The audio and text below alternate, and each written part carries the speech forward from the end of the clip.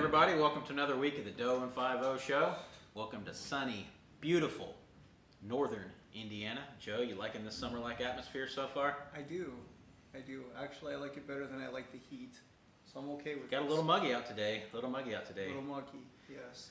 As we're recording the show this week, it's raining. I'm a little worried that we're going to blow away in the garage that we shoot this show in. It's getting pretty ugly out there. We'll see what happens. This might be the last ever show, which will not break anyone's heart. For the both of you that watch this. All two of you. God love you. All right, let's go ahead and dive into the headlines this week. We're going to go ahead and talk about, this one was quite comical to me. We're going to talk about the driver that tried to tries to jump closed bridge during a police pursuit, and he left behind his prosthetic leg. Talk about a piece of evidence. What a piece of shit. Out of Indianapolis, IMPD are searching for a driver who tried to jump a bridge, Dukes of Hazzard style.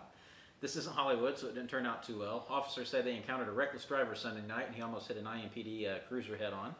The driver refused to stop and led officers on a chase to 38th Street, just west of Shadeland Avenue, where their bridge is out. He ignored signs and warnings and attempted to drive across the bridge, but his vehicle skidded and came to a rest as it hit the exposed beams. Driver then exited the vehicle and fled on foot. Officers arrested the passenger. The passenger was supposed to be on house arrest, but he cut off his ankle monitor. They hang out together. Of course they do. The passenger told police the driver is a one-legged man and he left his prosthetic leg behind. Police are confident that they will be able to track the man down and match the leg to his body. Okay, first of all, he probably has more than one leg, so that's not going to help. But so he got out of the car with only one leg? Correct. And he got away? He got away. Must be a pretty good fast hopper. I don't know. I'm thinking it's more a problem with the police department. Well, I mean, they can't be that quick. I don't know the whole story. I didn't go into great detail about the pursuit or anything, so I don't know how far behind they may have been or how hard it was to get to him if the bridge was closed off and flooded. But we could just make up. We could. But They got the passenger. They did get the passenger. I don't know how the guy got away. away. He couldn't get away. He had both legs, but he got caught. All right. Yeah, maybe he had one of those Iron Man backpack things, and he just shot off into the air, and he went so fast that the leg was just left behind. I don't know. You're getting a little punchy, aren't you? It's been a long day. It's been a long afternoon. Touching something that'll be a little close home to you, Joe. So you're a lifelong Packers fan. You see your famed quarterback Bart Starr passed away this week. Yeah, that was sad. Great man. Starr was 85 years old, played for the Packers from 1956 to 1971, and was beloved by fans of not only his generation but succeeding ones as well. Along with being a Pro Football Hall of Famer and among a small portion of Packers all-time greats, he was a franchise role model in the eyes of many.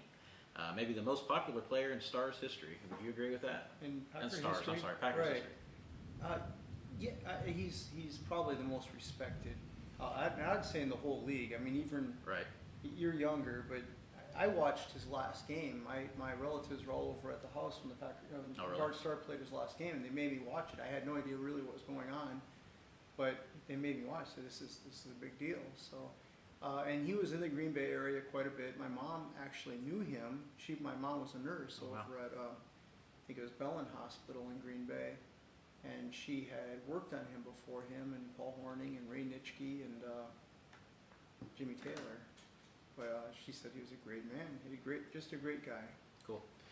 Of course, that's one article's opinion. Man, you can't. You probably couldn't even off the top of your head list all the legends that have come out of Green Bay as football players and coaches alike. I know they have a pretty extensive coaching tree as well.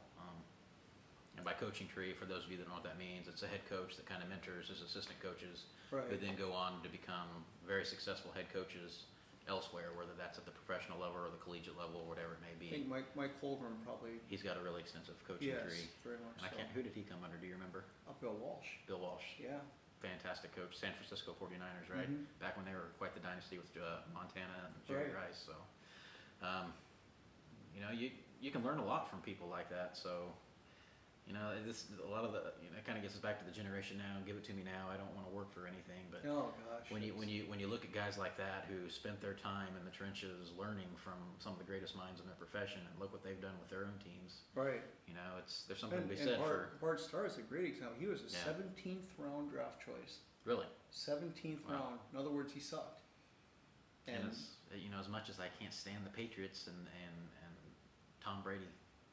Yeah, was he 6th round? He was way down there. I can't remember what round he went, but he was like the last quarterback drafted, I think. And to his credit, he's won a lot of championships. He's done really well. There's always that debate. Now, I'm actually a Bill Belichick.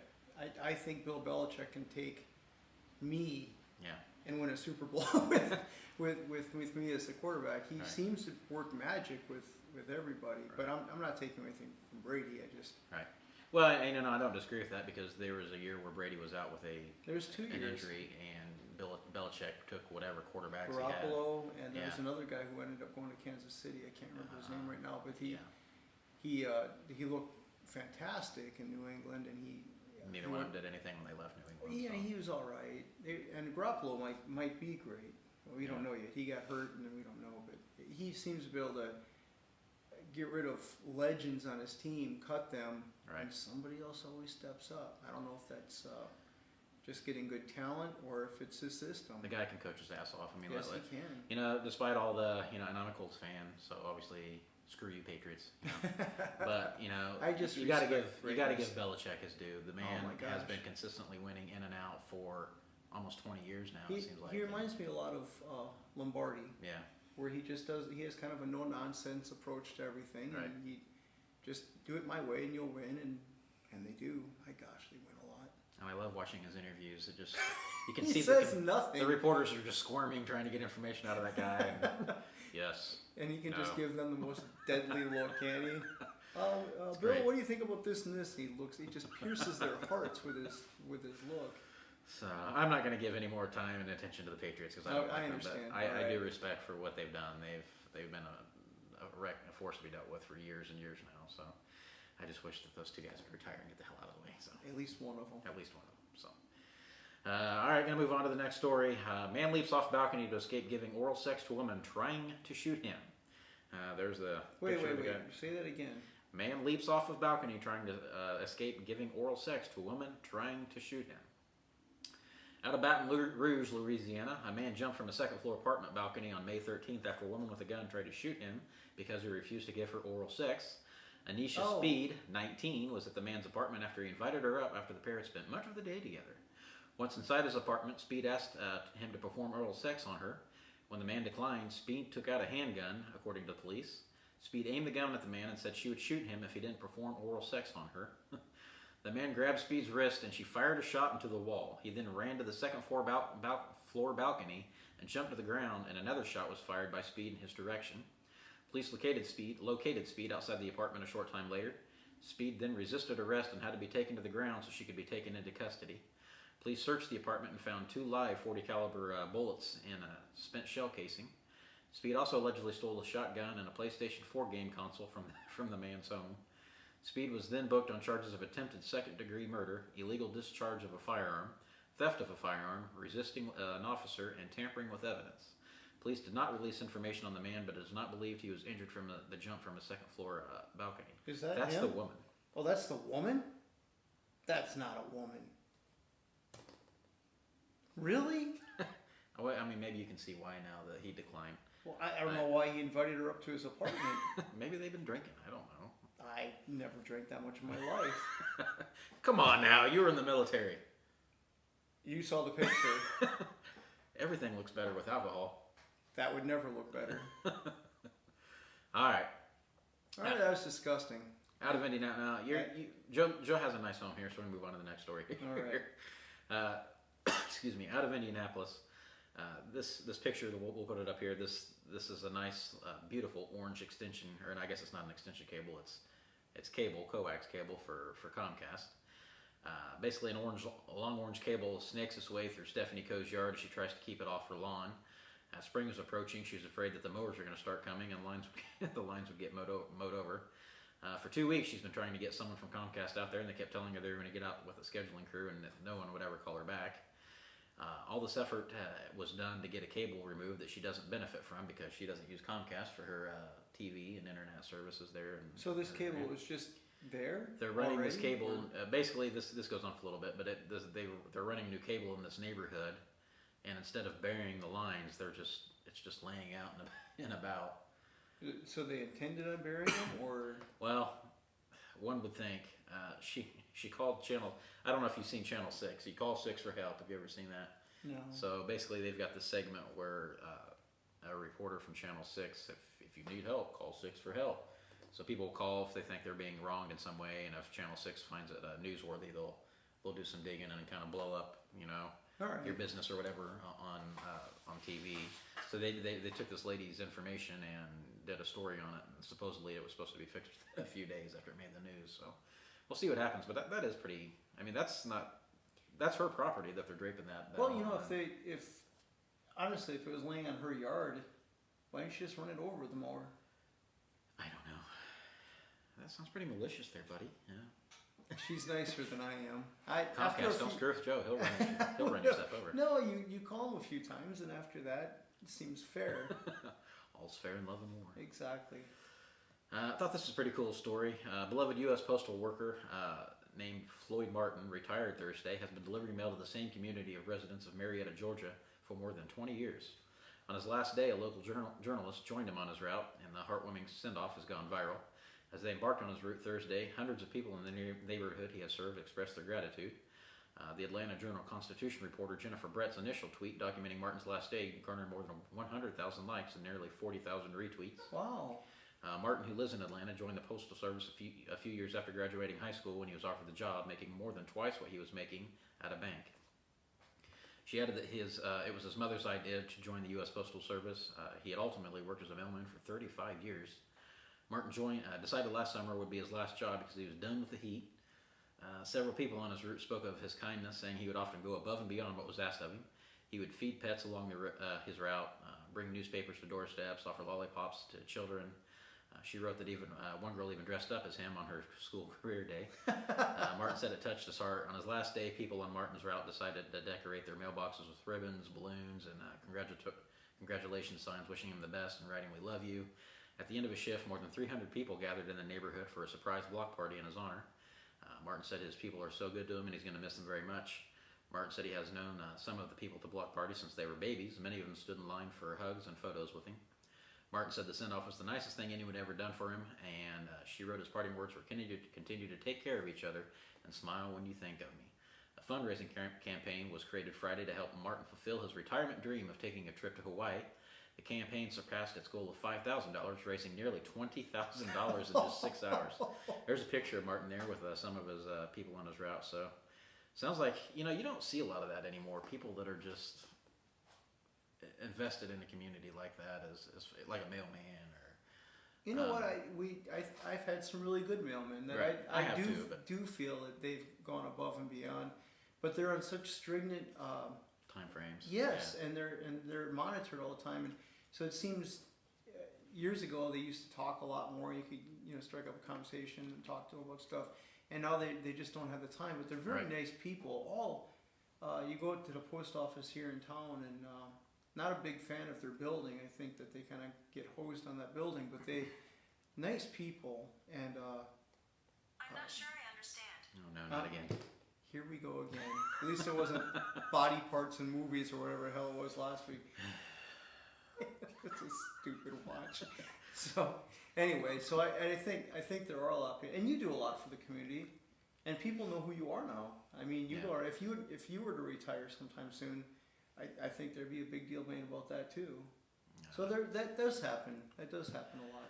We have this kind of reminds me, and he's a younger guy, we have a UPS guy that delivers a lot of our packages from like Amazon or wherever we order stuff from. And he takes the time to, he'll see the kids, he'll talk to them, he likes to play with the dog because, my little 5-pound dog that goes crazy anytime that any noise is made at the front door. Mm-hmm. He's very personable, he'll stay and talk for a minute, and I know UPS is on an extremely, like you said, short leash with their time frame to get stuff done. So it's refreshing to see stuff like that. People that have a good personality and try and take time to get to know their customers. So There are people good for that guy. Come to the bakery too. They're the same way. They always talk and smile, and I think it happens a lot more than what people realize. We're so hell-bent on all the bad people and all anybody that does something kind of crappy in a profession or something. Everyone wants to talk about it, goes viral. The nice guys never get any airtime, it seems. Yeah, so good for that guy. I mean, I keep seeing that chick on his computer. I know what, I would have jumped out a 4-story window head first. All right, well. Begging for death all the way down. Please hit me with that gun. Well, shame on him for inviting her upstairs to begin with. Absolutely. All right, so good for that guy. I hope he enjoys his vacation. It looks like he's going to have a hell of a nice vacation. They raised $15,000 more than what they want to do to send him, so should be a good time. That had to almost make him cry when he's going and seeing all those people. That's a nice awesome. send-off. Yeah, that's awesome. So, congratulations, sir. Out of Washington, if we can get this article to load without something popping up, man allegedly hiding drugs in his butt accidentally shoots himself in the testicles. Ouch! You know what, Lee? It seems like we've been having a bad day, right? We couldn't load the background up there. We've been sitting here for a freaking hour waiting for this thing to load up. The weather sucks, all this stuff, but you know what? I have no drugs up my butt, and I have not shot myself in the testicles. And my watch doesn't make noise like yours. It only happens here, and only when that camera's on. Just saying. It's a conspiracy. Out of Washington, a man who shot himself in the testicles was also found to be hiding marijuana in his buttocks, according to reports. Cameron Jeffrey Wilson. It was funnier when you said it like that. Cameron Jeffrey Wilson, 27 years of age, was carrying a gun in his front pocket on April 5th in Washington State. The gun can be in his pocket, but the drugs have to. When the firearm accidentally discharged, the bullet pierced Wilson's testicles and then went into his thigh. Upon arriving at the hospital, a doctor was operating on the gunshot wound when a balloon of marijuana slipped out of his anus. Whoa! Whoops! I'm sorry, I farted. I mean, his day's just going from bad to worse. I would much rather wait for that thing to load up on the camera. Police arrived at the hospital and searched his car, where they also would go on to find a bag of methamphetamine. His troubles still have not ended here, as Wilson, who is a convicted felon, was being processed into the county jail. He was strip searched, and yet another balloon of marijuana came out of his anus. Wilson has pled not guilty to a second-degree felon in possession of a firearm. Yeah, what's in mine? I don't know how it got there. Yeah, you believe. Yeah, it's not my anus. Okay, so he has meth. He has meth, right? In his car. In his car, but he has the pot up his ass. Correct. Okay, now you get. Forgive me my ignorance. And damaged testicles and a thigh.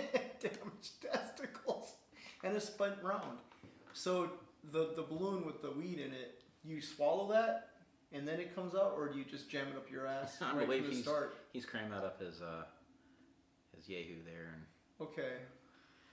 So why did he want to hide the pot so badly, but he was okay with leaving the meth in his car? Well, I'm assuming that he didn't. Maybe he was hoping not to be stopped by police or something. I don't know. That is strange why he would do that. Why wouldn't you just keep the pot in the car? Unless maybe he's overdosed on meth before by cramming it up his butt. I don't know. The article doesn't touch on Maybe that. he just likes it. Maybe he does.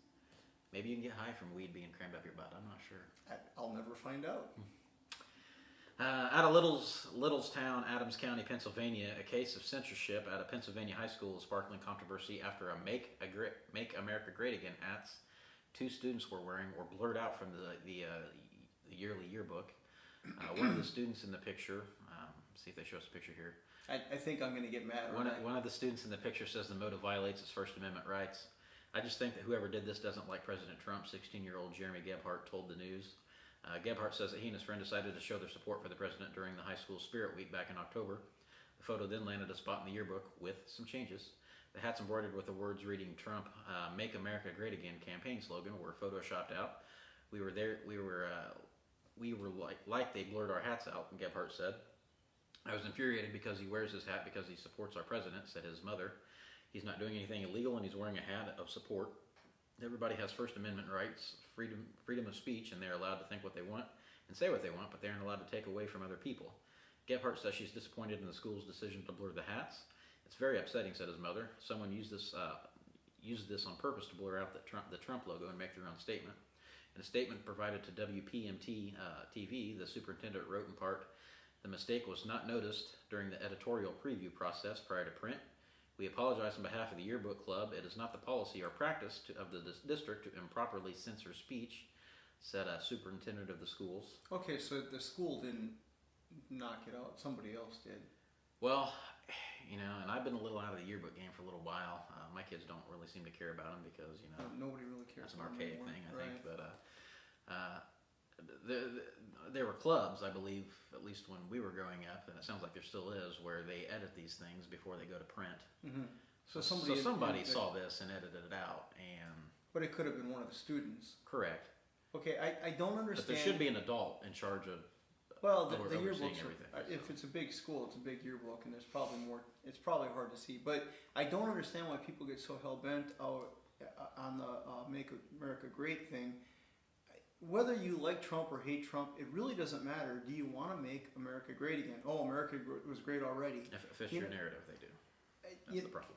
Yeah, well, it should be greater. It could be greater. Correct. And that's whether Trump says it or I say it or Lee says it. What the hell difference does it make? Why is everyone so upset? Why is it Trump's? He doesn't have that. Is that like his personal slogan? Well, when he was campaigning, I know, for president, but I mean, it was a statement. It's not his statement. He doesn't have that. He doesn't have all the rights to it. That's stupid. I see it a lot. People get mad. Oh, you're wearing a "Make America Great" hat. Well, you must be prejudiced. What? Yeah. What? Because I want to make America great? Right. Well, just more asinine behavior. So just anyway. I'm getting numb to it. Yeah, we're gonna. Yeah, no kidding. We're gonna go ahead and move on to the next thing. Ever heard of the JetBlue airline, Joe?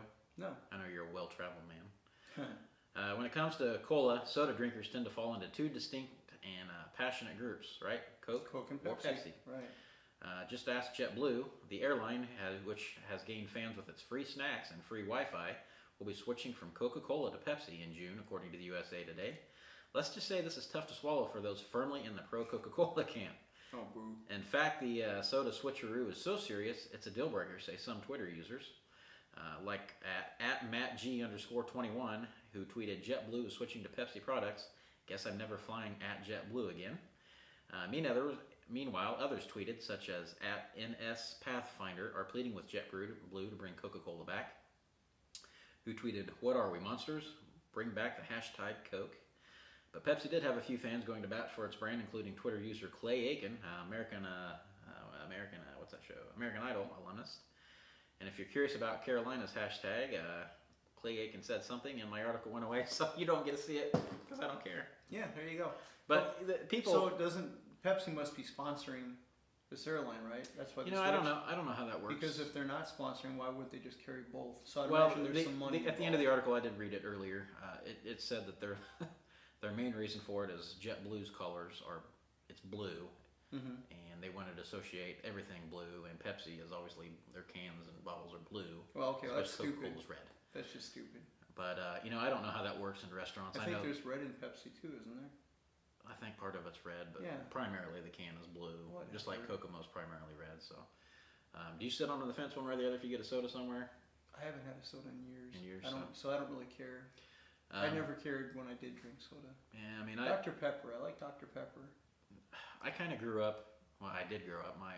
Both my parents were Coke drinkers, so that's what I grew up liking. I don't despise Pepsi like a lot of people do, but I don't prefer it over Coke. It's a different flavor. Pepsi's sweeter. So yeah, it is. Did you ever try the new Coke? Do you remember when that came out, or are you too young? I don't know if I bookmarked an article on that or not, but did you see where they're bringing back the new Coke? No. So have you heard of the series they put out on Netflix probably a couple years ago called Stranger Things? Did you ever see any headlines about that? No. It's a. I'm in the bakery all the time. Well, it's based in the 1980s. So these kids and it's kind of it's more or less sci-fi related, but it takes place back in the 80s. Okay. So everything's 80s. You know, the bikes, the music, the clothes, everything's 80s. It's very authentic looking. All right, I like it. So apparently in this, I think they're getting ready to enter their I watched the show. I kind of like it, but they're getting ready to enter their third season, and they're going to hit the new Coke phase from the 80s. And I read where Coke's actually going to bring back new Coke for a short time. Really? So that's pretty cool. So it might be kind of hard to get a hold of. You know, I tried it. It tastes a lot like Pepsi. I can't even remember what it tastes like. It's been so long ago. But yeah, I have tried it. You must have been pretty young. But it was such a backlash. Everyone was so pissed. So then in fact, I still have an original Coke can because they switched to a new Coke and they were getting rid of the old Coke. Mm-hmm. And so I saved an old can of Coke because I thought, well, this can be worth something one day. Right. And then they got rid of the new Coke, so I should have saved a new Coke can. I have a great uncle, my dad's uncle. He at one time, I assume he still does, he really liked collecting authentic old-time Coca-Cola memorabilia. Mm-hmm. And his garage was full of all these cool Coca-Cola artifacts from over the years. Right. But the man didn't drink Coke, he loved Pepsi. Oh, that's funny. So see, and I have behind our screen that I have an old Coke machine. It's a 58, I believe. It is pretty cool looking. So I always thought that was funny. So let's go ahead and move on to the next thing. This kind of touched a nerve with me a little bit. Too good to be true. Division III St. Thomas football program's recent success gets it kicked out of its conference. Division III football powerhouse St. Thomas is having to leave the Minnesota Intercollegiate Athletic Conference. The MIAC announced Wednesday that St. Thomas would involuntarily leave the conference no later than the year 2021. St. Thomas has been the conference's dominant football program in recent years, and that's rubbed the fellow conference members in the wrong way enough that a push to get rid of St. Thomas had started. That push was apparently successful. After extensive membership discussions, the University of St. Thomas will be involuntarily removed from membership in the Minnesota Intercollegiate Athletic Conference. According to statement, the President's Council cites the athletic competitive parity in the conference as a primary concern. St. Thomas will begin a multi-year transition immediately, and meanwhile is eligible to compete as a full member of the MIAC through to the spring of 2021. Any vote to get rid of St. Thomas needed support from 9 of the 13 schools in the conference. St. Thomas expended tremendous effort to remain in the conference and stabilize it. However, the presidents came to a consensus that the conference itself would begin to cease to exist in its current form if St. Thomas was allowed to remain. The primary concern cited by other presidents is the lack of competitive parity within the conference across many sports. They stated that St. Thomas has not violated any conference or NCAA rules and leaves the conference in good standing. While this decision is extremely disappointing, they will continue to prioritize the welfare and overall experience of their student athletes. They embrace and represent both academic and athletic excellence and are important contributors to their university's culture. St. Thomas has won 118 games during the coach Glenn Caruso's 11-year tenure. This is referring to the football program. Many of them by large margins. In 2017, the team shut out 2 different opponents and outscored a combined 181 points in 2 games. So, I mean, this goes on a little bit longer, but they're kicked out of the conference for being too damn good. Because nobody else But can keep they're up. not violating any rules. No. They're not doing any illegal recruiting. So the size of their school is the same as the other sizes of the schools. I take it they're in the same conference. To an extent, I believe that there were several different articles I found on that. The one I bookmarked did not say the enrollment size. I think they were the largest school in the conference. But with that being said, no matter if you're looking at Division 1, 2, or 3, they'd have to be somewhere right in the same vicinity. So this kind of goes back to this same crap we were talking about last time, where we can't have somebody better than you. We can't have no valedictorians in right in Ohio, wasn't it? Yeah, I believe it's in Ohio. And everyone gets a trophy. That's stupid. That's just so stupid. To me this should open. Not fair. To me this should open the door. I mean, this was Division III, but to me this should open the door for Division I schools, right? So right. I mean, look at the college football world. You think of who are the kings of the table here in recent memory? You're looking at Alabama and Clemson. Yeah, well, they should be kicked out of the conference. So are they going to get kicked out of their respective conferences? Yeah, they should. Before them, the powerhouse was what? USC. Florida. Well, Florida State. And they actually cheated. So yeah, and so. To me, this opens a can of Ohio worms. wins a lot, don't they? Ohio State. Yeah. So, yeah. I mean, you can look at that anyway. That was just Michigan. Whoever. What are they even thinking? What you guys are just too good. I mean, eventually it changes. It always changes. New England's always good. New England should just get kicked out of their conference. Well, softening of our country once again. Now you can't be too good at football, which is the most beloved sport in our country right now. Right. So give me a break. Here's a pretty comical one. Woman gives birth in McDonald's car park in a McDonald's car. What is that? Woman gives birth in McDonald's car park and then orders a quarter pounder. When you're in the last stages of your pregnancy, it can be a pretty nervy time because baby could come at any time. If you're in an awkward situation, you need to act fast and make sure mom and baby get through it okay. Well, one woman found that out the hard way when her water broke when she was in the car with her husband, but they weren't on their way to the shops or having a nice Sunday drive. They were in the car of a Melbourne drive-thru out of a Melbourne McDonald's. They called 000, which is their version of 911, but realizing it may be a bit of a wait, the woman sent her husband in to get the essentials. That's right, quarter pounder. Nothing worse than going to labor on an empty stomach. Licensee Ainsley Shillington told the Daily Mail in Australia, during our lunch rush, he asked for an order for his wife who was still having a baby in the car. We served the customer as quickly as possible with drinks and a dinner box, and he proceeded on his way. The crew at the time were concerned. Everyone thought it was quite fun to have such an occurrence in the car park. That's what they call the drive-thru there. That's the car park. When they saw the ambulance in attendance, they knew they were well and everyone was looked after properly. She said the husband appeared pretty frazzled when he came in, understandably, really, when your wife's preparing to give birth in the car. Thankfully, it didn't take too long for emergency services to arrive and take the woman to the hospital, albeit with a quarter pounder still in her hand. Looks like they're getting ready for their junior high. Here's the punchline. Talk about a bloody good Happy Meal. Oh, no, I wish I wouldn't have said that. No, okay, so her water, she's very pregnant, they're in the McDonald's drive-thru, her water breaks. Now what would you have done? Sarah's in the car, her water breaks. First of all, you panic because you already have 11 million children. But after that, don't you get out of the line and drive to a hospital? Common sense would say yes. Now, I have made the mistake one time of passing don't take offense to this, we didn't know each other back then. I passed the hot and fresh signs of a Krispy Kreme donuts when Sarah was very pregnant, when we were on vacation once in Tennessee. And I'd never had a Krispy Kreme before, and we had just literally eaten. I don't remember if it was breakfast, lunch, what it was, but we had just eaten. And she yelled at me. She was in the back seat with my mom, I think. And delivering a baby. Yeah, she goes, hot and fresh signs on, hot and fresh signs on, pull in. Like, what are you talking about? Krispy Kremes. I'm like, we just ate, and I passed it. So I got an ass chewing from my very pregnant wife and an even bigger one from my mother, who told me to turn around and go get hot fresh Krispy Kremes. Wow. So don't make a pregnant woman mad, man. Well, no, but I'm just saying, if her water broke, where would you have gone? Would you have gone back to the hot and fresh, or would you have gone to the hospital?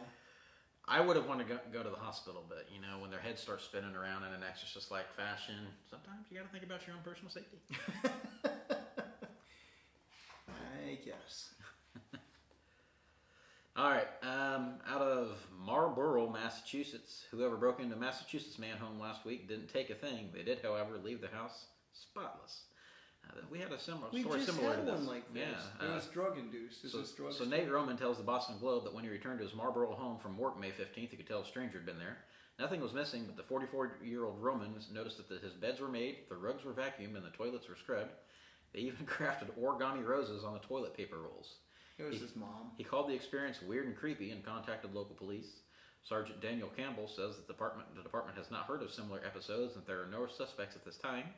Roman says he may have left his back door unlocked and he thinks that perhaps a housekeeping service went to his home by mistake. Man, I wish somebody would make that mistake at my house. I don't know what to say. I don't even know if I'd call police on that. Like, hey, somebody's coming in here and cleaning. They're not stealing my stuff. I leave my door open every day. My house is always clean. I can't complain about it. But mine is not because I have 5 kids. You have thousands and thousands of children, and I don't know how you go to work to relax, don't you? I do.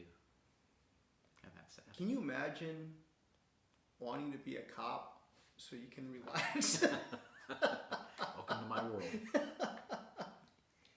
All right, out of Slidell, Louisiana, Anita Singleton no longer has to walk 6 miles to her job at a Louisiana Walmart store, all thanks to a chance encounter with a police officer early Sunday morning. Officer Bradley Peck saw Singleton walking to work along a narrow bridge in Slidell when he picked her up thinking she was going to the nearest Walmart. She said, "No, baby, I'm headed to the North Shore store." He said, "Ma'am, that's a really long walk. Why don't you jump in and I'll give you a ride over there?" She got into the car and they talked the entire way. Like he said in his Facebook post, "From faith to life lessons, how he was raised is how she was raised." It was really cool. She was a super lady, and I got her to Walmart, shook her hands, and went into work, Officer Peck told the news. Officer Peck would then go on to write a Facebook post about their encounter. "We just had a wonderful interaction with one another that morning," Anita said. That post then caught the attention of Matt Bauer's Chevrolet dealership. They decided to let her choose between 2 cars and even paying the insurance and all the bills that come along with it. She was left speechless. "This is an incredible blessing, and she's so grateful for it. Her commute to work is now much easier. She will no longer have to wake up at 4:30 a.m. to make it to work by 7. Officer Peckshit says he's inspired by her work ethic, and before he left the dealership, his message to others was, "Work like Ms. Anita," and adding that he's going to work even harder now because he feels like he's slacking due to her inspiration for work ethic. So, well, that was nice. And you can't sympathize with that to an extent because you wake up in the middle of the night before they have to go to work. But yeah, well, I don't have to walk most. miles I mean, to can you work. imagine? If you didn't have a car and you live where you do now, and you'd have to walk into town to get to. It'd be a nice walk. So, I've seen stories similar like this before, and here's somebody that is doing what she's got to do to survive. She's probably not making a lot of money working at Walmart.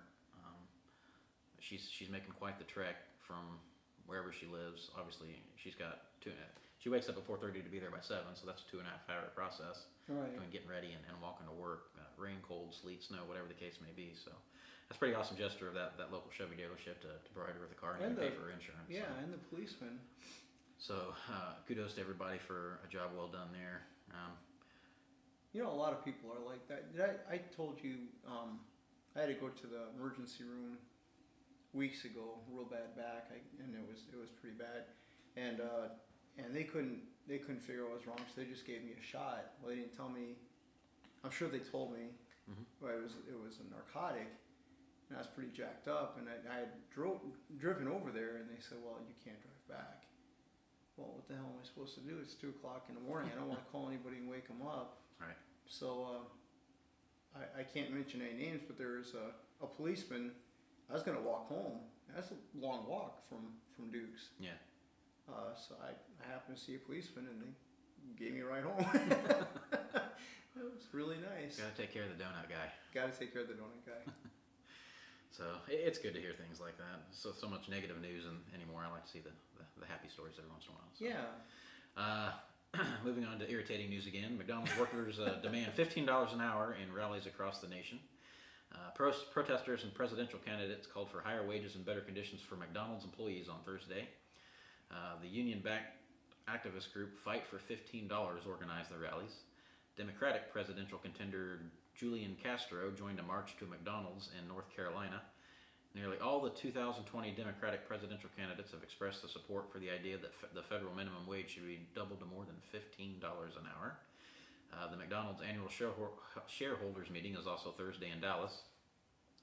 Striking cooks and cashiers plan to travel to the shareholder meeting where they'll attend a video town hall hosted by Senator Bernie Sanders, who is also running for president. Castro, the former Secretary of Housing and Urban Development, and Is this Fidel? no. Oh. Current San Antonio mayor marched with roughly 200 activist minimum wage workers and union representatives from a park in Durham to the nearby McDonald's. He joined them in chants of "Put some respect in my check," and what do we want? 15. When do we want it? Now. Workers banged on makeshift drums, waved red flags, NC Rise Up, and carried a giant effigy of McDonald's cartoon character Ronald McDonald. The march ended in a rally in front of the local McDonald's store.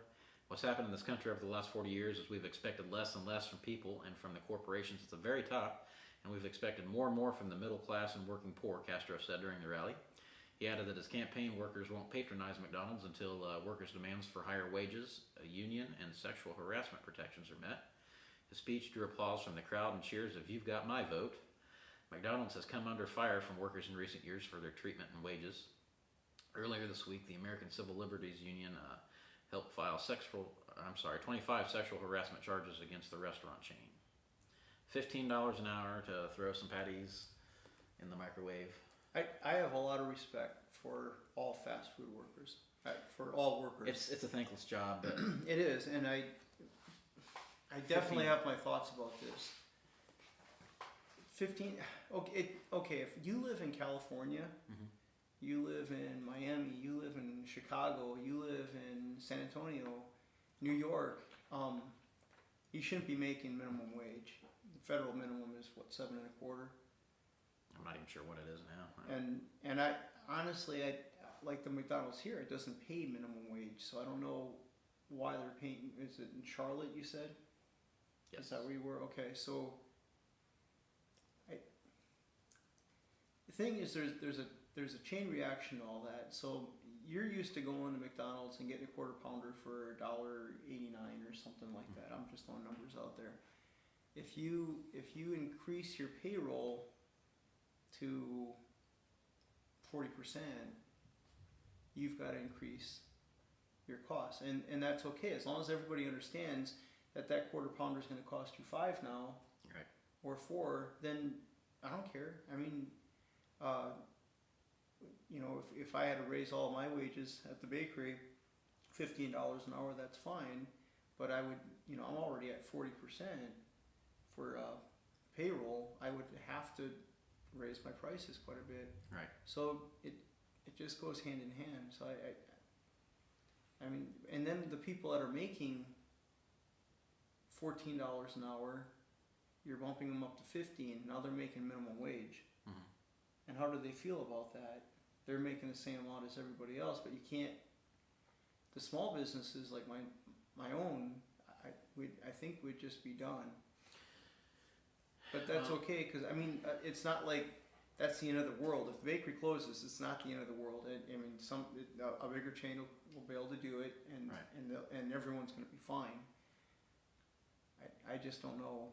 And that seems to be the thing that to me people aren't grasping is, if you raise the wage to a McDonald's or a Wendy's or Burger King, whatever the case may be, if you make their pay across the board $15 an hour, no matter where they live, that's a pretty good chunk of change here in Indiana.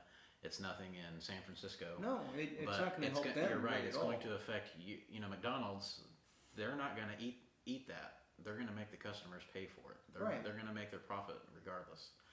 And if they have to, otherwise, why else are they there? Right, and then so if you raise their wages to $15 an hour from whatever it is now, $7, $8, even $9 an hour, if it's that's a lot of money coming out of McDonald's pocket. Right. And we're already seeing. To me, I notice an increase in these value meals, no matter where it is. Yeah, they have. Almost every time I go, I feel like they're going up in price. And just the other day, I'll come into your shop with breakfast sometimes, and a couple eggs, couple sausage patties, and a nice coffee is almost $10. Oh wow, that's ridiculous. So. Well, but the thing is, we've gotten conditioned to paying so little for our food. And 2 eggs and 2 sausage patties. Well, I mean, but you didn't have to make them yourself. You could have made them yourself and brought them, and that's probably what'll happen. And then people get used to it. But okay, so let's look at the flip side of this. As a business owner, that affects the way your business is run. If you have to jack up that price, we would be done. But then you need to look at it too. $15 an hour, especially in the state of Indiana, that's a pretty decent salary. Right. And I mean, there's certain departments. Whether you're an officer or you're an RN. Depending on how small of a community or an organization you work for, they may not even make that type of salary. Well, they will now. And we're talking about trained professionals. But how can you say somebody that makes a fast food burger deserves the same or more salary as somebody that's has a college education or has been? Well, I think what they're trying to do is they would want everyone. If you're making $15 an hour, they expect you to go up to 20. And if you're making 20, work, right? Well, it won't. And then that's why it's a little short-sighted. But now, and for the record, I couldn't go into one of these fast food restaurants and work. Yeah. Those guys are working all the time, and they're multitasking the whole time. I have a lot of respect for anyone working that drive-thru, and the abuse that they take in the drive-thru is amazing to me. But I'm not knocking the workers. I'm knocking the logic of $15 an hour. I think it should be. I think it, and don't they have like a federal minimum wage and then a state minimum wage? Yes. So I think that's what they do. Maybe they'll make it. Maybe the federal will be 15, and California, New York, the larger cities will change to 15, and maybe the smaller places would say 10. Well, I mean, we've seen this push before, and it wasn't long after that where I believe it was McDonald started putting in the touch screens where you place your food. Well, and that's what's going to happen too. So, but like I said, small places yeah. like mine, I It'll be would out of just have to business, close. Yeah, so we'll see where it goes, but that's where massive recessions obviously come into play. So a little bit of common sense goes a long way with that type of stuff. So let's go ahead and move on. Bush Beer will now pay for your wedding, supply an officiate, and provide the beer. That's right. Or that guy has just been ordained. Look at that handsome lumberjack fellow there. Wait, but then do you have to drink Bush Beer? Well, I don't know. Let's see. Bush Beer is holding a contest for couples across America. The winner will get a free wedding Okay. officiated by the Bush Beer spokesperson and a full supply of Bush Beer. Bush Beer stated in a press release that they want to pay for your wedding, supply it with beer, and have their spokesperson officiate it. They said that the Bush guy, who is the beer brand's spokesperson, has officially been ordained. One couple will have the opportunity to have him officiate their wedding this summer. The winning couple will also receive a $25,000 wedding gift, which they reported as the average cost of a wedding in America. Man. And a full supply of Bush Beer. We know Bush is beloved by our fans, but being featured in wedding photos and invited to the wedding themselves is an entirely different level, said Daniel Blake, who's the senior marketing director of Anheuser-Busch. This campaign is coming straight from the desk of our devoted community, and we can't wait to see the Bush guy bring together one happy couple this summer. Couples in the United States are eligible to win this one-of-a-kind wedding. To enter, just post on Facebook, Twitter, or Instagram why you want to get married by the Bush guy using hashtag Bush Weddings and hashtag contest. Then visit the Bush Beer website, follow the online instructions, and submit your entry. Entries are open from May 20th to May 31st. You're running out of time. And wedding date must be between July 1st and August 31st to be eligible. So if this goes to May 31st, and they expect the earliest wedding date to be, I mean, women plan this for sometimes a year or more ahead of time, right? That's pretty fast if you win. I don't know how they'd set up the venue for something like that, unless it's I'm sure already set up. I don't know. But now, how would Sarah? If I told my wife that we were going to have the Bush guy marry us, and we were going to have a lot of Bush beer, We should get ordained. you think we could? I mean, you can do anything on the internet. I mean, this guy did. Yeah, I'll do it. Who out there would like to be married by the Doe and Fife? Father Lee and Father Joe. I don't think anybody would do that. I bet somebody'd be dumb enough to go for it. Somebody's gonna be dumb enough to get married by the beer guy. I wouldn't get married if I suggested to Kathy that we're going to get married by the beer guy. She'd say, yeah, I don't think this is going to work out. She says that already, but she already married me. That's right. She's stuck now. Yes, it's stupid. And she said, I'm dumb. Yeah. All right. Teenager has 29 magnetic balls removed after putting them in his penis. A teenager in China has a set of 29 magnetic balls removed from his bladder 3 months after shoving them up his penis.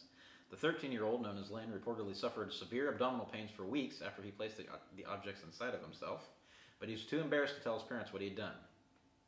He was taken to the Children's Hospital in the capital of China's northwestern province on the 11th of May.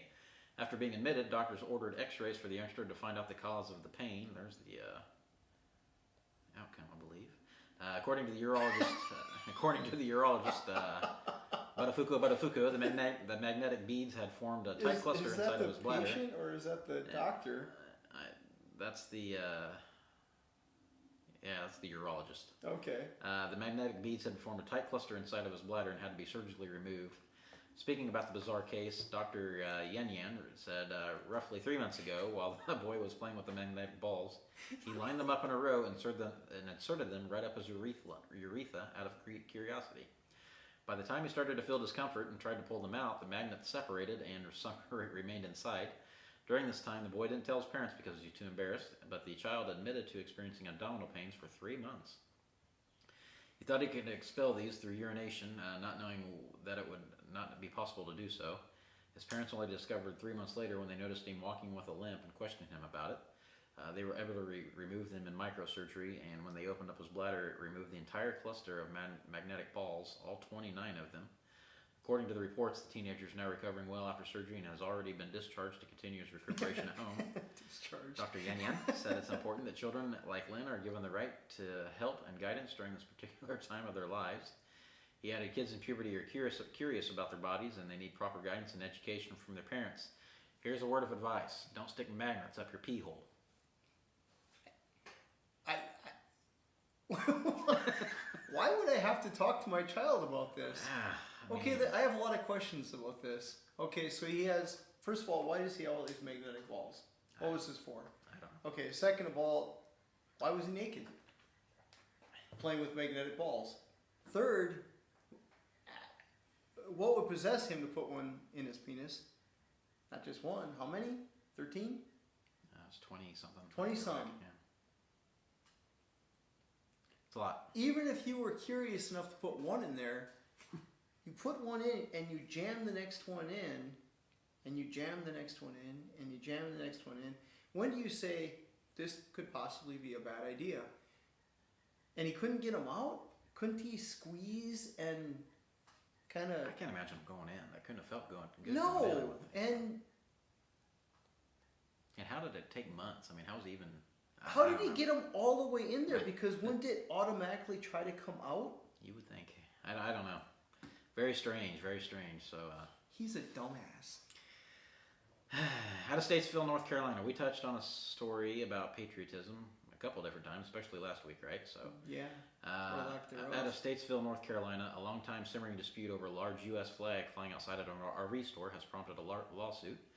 The city of Statesville, North Carolina wants the flag removed or replaced with a smaller one because it violates city ordinance. Camping World said the city filed an injunction to fine the company $50 a day dating back to October 15th of 2018, which brings the current total of the fine to $11,000. Oops. The company flies a 40 by 80 foot flag outside of its RV location to pay tribute to military veterans.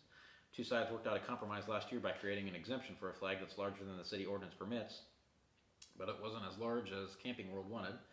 The city says a flag within 100 feet of the highway can't be larger than 25 by 40 feet. The company has continued to fly its very large flag, which has been a source of contention between the city and the company since 2015. And the owner says he doesn't care if they start fining him up to $500 a day. I'm not taking it down. This is coming from the owner of the RV company, Marcus Lemonis. Lemonis said the company flies large flags at dozens of its stores across the country. My family has been car dealers and has been since the 1960s, and our key trademark has always been our flying flag. His family is very largely made up of immigrants out of this country. The city spokesworkman says Statesville only started funding the company after repeatedly asking them to take it down with a smaller one. An online petition to support the company has collected more than 133,000 signatures as of Wednesday morning. So it doesn't give us. I mean, the city wants a flag smaller. Is it impeding vision on the highway or something? Is there? No, it doesn't say that it is, and I don't. Then what? I don't know. They just have an issue with the size. Apparently, by city ordinance, they can't fly within 100 feet of a highway. If it flies near a highway, within 100 feet of a highway, they don't want it to be larger than 25 by 40 feet. I guess I need to know why. So, it's hard telling what that ordinance is or how old it is. I mean, even here in our community, there's some really old ordinances that maybe they made sense 50 years ago, but they sure don't make any sense today. So, right. And again, this is something where somebody's picking on. If it's not impeding the vision of anybody, who cares? Or are they concerned it might rip free and a small one could rip free and go? Yeah, and it could go across the windshield just as easily. So I don't know. That was, again, it's somebody having a problem with patriotism. So. Well, that doesn't look good. Viral video shows, here we go, Florida. Viral video shows a Florida man bathing in a windy sink. We're in Florida. A video of a Florida man, this is out of Milton, Florida. Milton. A video of a Florida man allegedly taking a bath in a windy sink has gone viral. The video posted on Facebook by Haley Leach shows a barefoot man who appears to be a Wendy's employee take his shirt off and get in the sink that looks to be in the back of the Wendy's restaurant. Let's see if the video will load here. There we go. Take a look at it. I want to turn off the thing. Yeah. I suck you up in there. Go. Oh shit. Oh, man, was it a dare? Take a bath. Yeah. Get in there. Oh my god, there's butter going everywhere. That goes on, so $15 an hour. There you go. It sounds like he was dared to do it. I don't care. And he's a young That's man, disgusting. so he's going to make a stupid choice. Yeah, $15 an hour. You and I will not see eye to eye. No, I'm sorry, but no. I'm just saying for this, I can see. This obviously goes viral online. They don't suggest anyone meeting at the Milton Wendy's again. In the video, the man gets in the sink and sits down as he sits in a bathtub, as if he's in a bathtub. A girl in the background of the video is encouraging the man to take a bath, get in there. The man who got inside the sink goes on to say it's warm, while the girl encourages him to turn on the jets. The girl encourages the man to wash his armpits and to dry himself off. The girl hands him what appears to be paper towels. And the voice behind him in the camera says, said to him, let's see them toes. At the end of the video, the camera briefly flips to the front camera mode, where you can see a girl who appears to be at Wendy's in a Wendy's uniform smiling. According to Leach, who posted the Facebook video, this occurred at the Wendy's in Milton, Florida. His video has been shared more than 5,000 times. This was as of May 23rd, so it's way more than that now. So I bet he doesn't work there anymore. Hey. And those two girls shouldn't either. They're the ones who. But. And and this is the type you can look up horror stories from fast food places and even restaurants. There are of the disgusting things that people do. I've done my share of stupid things. I mean, not that he should have done that. I'm not. Let's move on. Okay. Out of South Mississippi, a South Mississippi lawmaker punches his wife in the face after she didn't undress quickly enough when the lawmaker wanted to have sex, according to the local police report. Republican State That'll speed her along. Republican State Representative Doug McLeod. It's like mood music, isn't it? Lucedale was arrested Saturday on a misdemeanor charge of domestic violence. Sun Herald reports that the document was filed with the George County Sheriff's Department. McLeod is now free on bail. He didn't immediately respond to requests for comment. That's weird. 58-year-old McLeod has represented George and Stone County since 2012.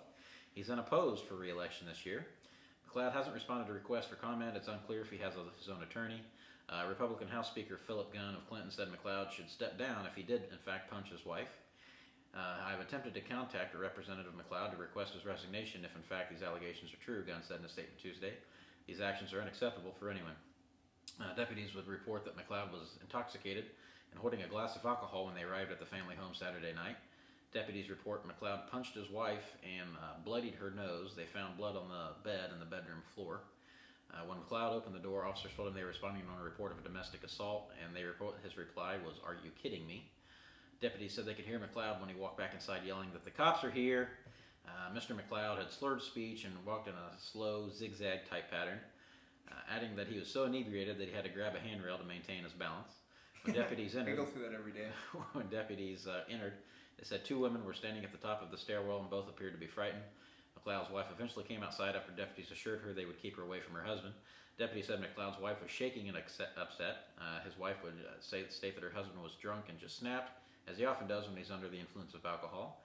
The other women present said McLeod's wife came running up to her room with her face bloodied. The woman shut the door and locked it with his wife inside. The other woman said McLeod started banging on the door and telling the woman to open it. He told the other woman if she didn't open the door, he'd kill her explicitive dog.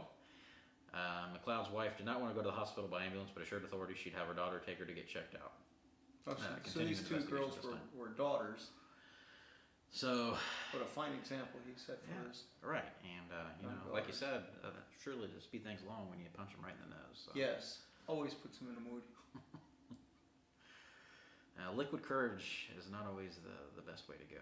Out of Virginia Beach, Virginia, Abraham Haynes admits he's grown mushrooms and pot before, but he told WTKR's arrest Monday for alleged manufacturing of meth was just a big giant mistake. Someone texted me on my phone looking for some weed. They said they heard about me through a mutual friend, so he must be a pretty good dealer, Haynes said from inside the Virginia Beach jail. When he went to get money out, he says he and a friend were stopped by police and handcuffed. They said they've been following me for months and that he is making meth. Norfolk police said they were conducting a narcotics investigation in their city Monday when it led them to execute a search warrant 4300 block of Tillman Drive in Virginia Beach. During the course of their investigation, they said they discovered items in Haynes' home that appeared to be the components of a lab used to manufacture drugs. They told me that I was producing meth, but I have a chemistry set, and it's used to make essential oils and soaps. Easy to mistake the two. Being a policeman, you've run into a lot of things, and how many times do people come up with the dumbest excuses, like something like that? Do you get that a lot? Yes. I wish you could talk about them, but... One day. Yep. Yeah, come on. Out of Seattle, Washington, ashes to ashes, guts to dirt. That's right, Washington becomes the first state to allow composting of human bodies. It allows licensed facilities to offer natural organic reduction, which turns a body mixed with substances such as wood chips and straw into about 2 wheelbarrows worth of soil in a span of several weeks. Loved ones are allowed to keep the soil to spread just as they might spread the ashes of someone who's been cremated, or even to use it to plant vegetables or a tree. That means it gives meaning to use what happens to our bodies after death. And supporters say the method is environmentally friendly alternative to cremation, which releases carbon dioxide and pollutions into the air, and in a conventional burial, in which people are drained out of their blood, pumped full of formaldehyde and other chemicals that can pollute groundwater, and placed in a nearly indestructible coffin, taking up land space. So maybe you want to be a tree one day. I don't want to be buried in a coffin. I think that's gross. I was just going to get cremated, but I don't want to be mulched either. You can mix for some nice scenery around your wife's shrubs after you're gone. I don't want to, The dog could go out there and have his runny diarrhea all over you. That'd be great. Have a tomato. This is dad. It's disgusting. No, I got a problem with that. We've touched on these stories before. I don't know if we've done it on the show. I've talked about this. Is actually out of Greenwood, Indiana. Grandfather of a 6-year-old wants to change an Indiana school district's policy after he said the little girl was forced into humiliating cafeteria walk of shame. Anya Howard, a kindergartner at Southwest Elementary School, was instructed Friday to return to her tray of hot food after a cafeteria aide discovered she didn't have enough money in her lunch account to pay for the $2.25 meal. 6-year-old said she was forced to return to the back of the lunch line and wait for a peanut butter and jelly sandwich. She had to walk past 20 students, including some who laughed and commented on her payment issues. We've talked about this before. Like I said, I can't remember if we talked about it on the show or not. But I don't think we did. So the kid's at the front of the lunch line. She has her meal, and through no fault of her own, her balance isn't enough to get the $2.25. So she had the food in her tray, right? Yeah. And they took it back. They took it back. Made And her walk to the back of the line. Probably threw it away. Probably. Because I can't imagine they gave it to anybody else. And they made her walk in the back of the line, and they gave her a peanut butter sandwich or something. Yeah, so, it's one thing to take the tray away, in my opinion. Okay, whatever. Even though I don't necessarily agree with it if you've already handed it to the kid. But right. They take it away, and then instead of just giving her the alternative meal right there, they make her walk to the back of the line, past all these kids, just to get this peanut butter sandwich. So, I've read a lot where a lot of school districts across the country are finding ways to just fund lunches across the board, right, to where they're free. And I don't necessarily, if you can make it happen, I think that's great. Even our local school here, our city school, they provide free lunches during the course of summer break and fall break and Christmas break and all that, which is awesome for the kids that need it. So, I don't know. I kind of have mixed feelings about it. Parents, obviously, you need to be responsible for your kids, but at the same time, we are all busy, and sometimes we just forget. Sometimes you forget, and it's too bad why isn't there like a direct deposit kind of thing? Well, like our kids' school district, you can do it either way. You can send cash in with them, or you can do some. And my wife deals with it, so I've never even done it myself. But you can pay like the balance online, or you can put money into their account for something online. Mm-hmm.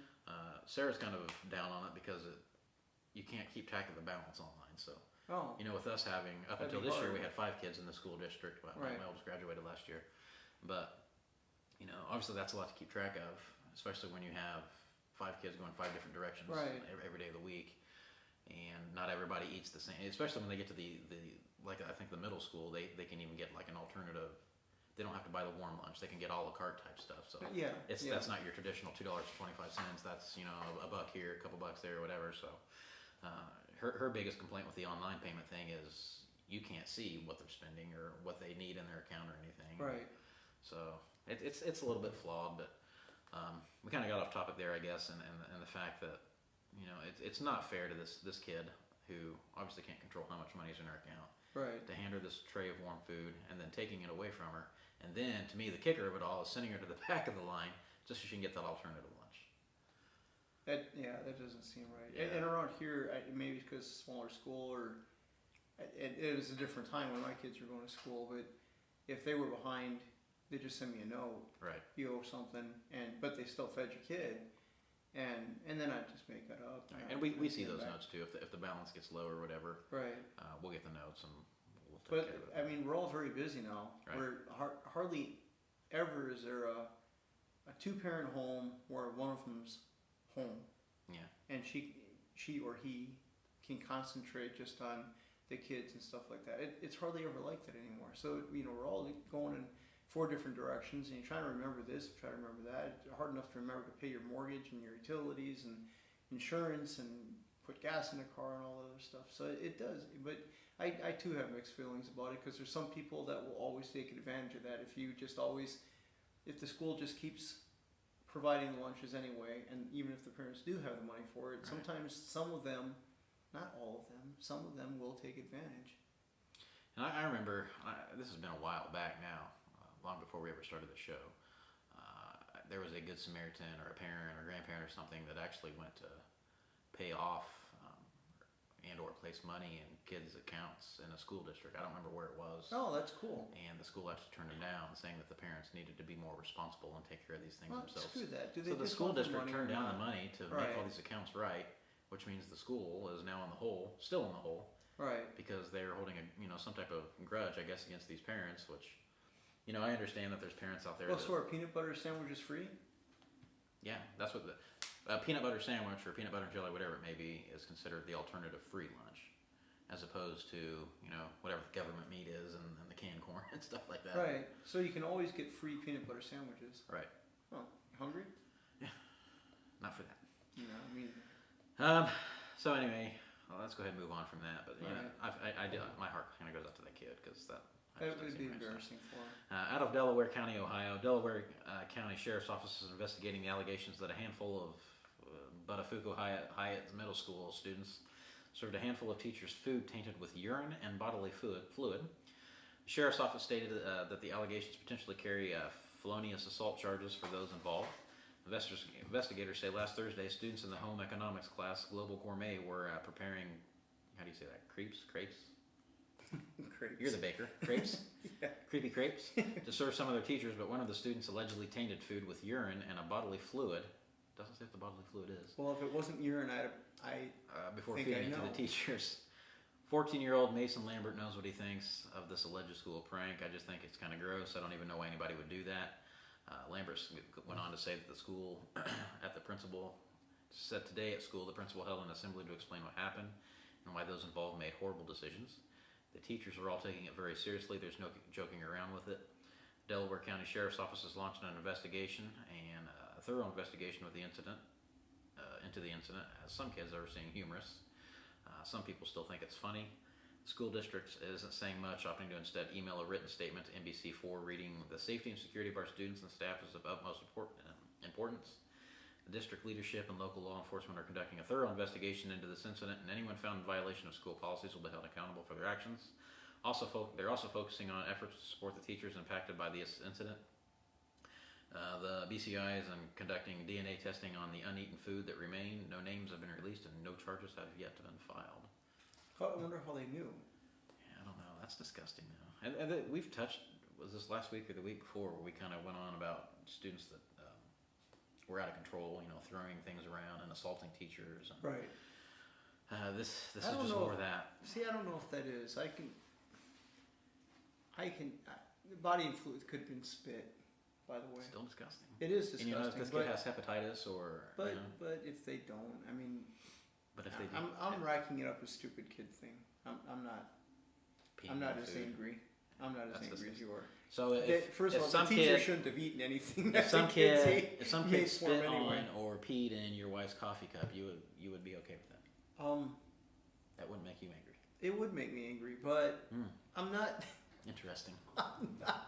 Just because I'd be mad doesn't mean I want the kid thrown in jail for it or something. I mean, it wasn't to hurt anybody. They probably thought they were really funny. Yeah, they may not think it's too funny when they're locked up in juvie somewhere. So. Probably not. Last story of the day, Joe. It's been a long show today. We had a lot of It's news to been a long cover. Forest Grove man stole his daughter's cookie sale money to pay for an erotic massage. Prosecutors say.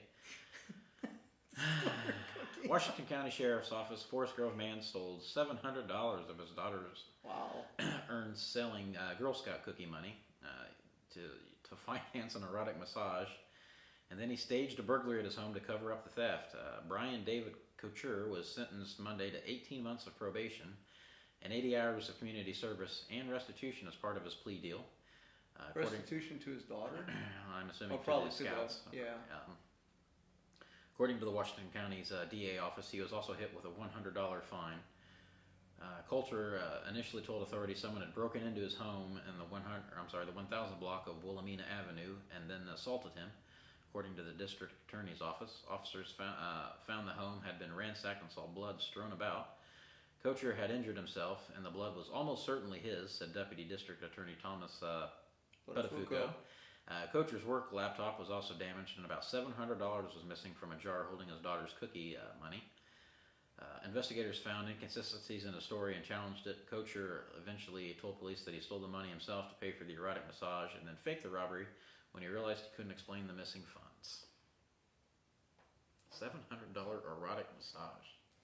That must be a hell of a massage. I think that ended in a certain way, but She so must be a hell of a cookie salesperson too. I don't know what the average Girl Scout sells, but that's a lot of cookies. a lot of cookies, That's about $5 a box. and then he hurt himself to get blood all over. He damaged his own computer. Yeah. Called the police. Ransacked his own house. I hope the massage was good, buddy. I hope it was good. I hope it was. Well, and he only got probation for that. A year and a half probation. He has to pay the $700 back. He got dinged with a $100 fine and 80 hours of community service. Where did he go for this? It doesn't say where he got the I don't know. massage. I've never even. I live in a box apparently. $700 for a massage. Obviously we know where that massage led, but Where? his shoulders must have felt really good. Oh, okay. I'm sure it was very relaxing. $700 relaxing. That kid in China probably could have used that massage to help his pee hole. or the young man who was pooping pot. Yeah. Idiots galore this week. Idiots galore. Not just these two sitting in front of you today. So, all right. Well, we've kept you guys What's more than behind long us enough. right now? We have the beautiful weather here in India. Huh. I hope. We've had some serious technical difficulties. You may just be looking at a flat green screen. I don't know. So we'll see how it goes. We're gonna get out of here. It's been a long day. Long day. So we appreciate everybody watching with us, and we'll see you guys next week. Bye. And I said I did.